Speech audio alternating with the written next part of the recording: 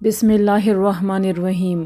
عبداللہ بن بریدہ نے عبداللہ بن مغفل مزنی سے روایت کیا ہے کہ رسول اللہ صلی اللہ علیہ وسلم نے 3 مرتبہ فرمایا کہ ہر 2 اذان و اقامت کے درمیان ایک نماز کا فصل دوسری نماز سے ہونا چاہیے۔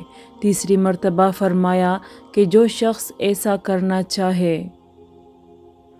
عمرو بن عامر انصاری حضرت انس بن مالک رضی اللہ تعالیٰ عنہ سے بیان کرتے تھے کہ عہد رسالت میں جب مؤذن اذان دیتا تو نبی کریم صلی اللہ علیہ وسلم کے صحابہ ستونوں کی طرف لپکتے۔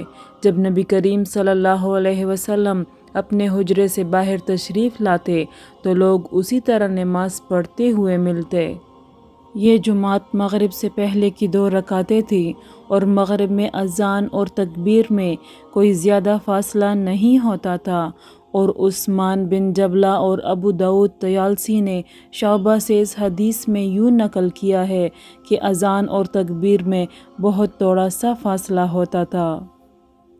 عروہ بن زبیر نے خبر دی کہ ام المؤمنین حضرت عائشہ رضی اللہ تعالیٰ عنہا نے فرمایا کہ جب مؤذن صبح کی دوسری اذان دے کر چپ ہوتا تو رسول اللہ صلی اللہ علیہ وسلم کھڑے ہوتے اور فرض سے پہلے 2 رکعت سنت فجر ہلکی پھلکی ادا کرتے۔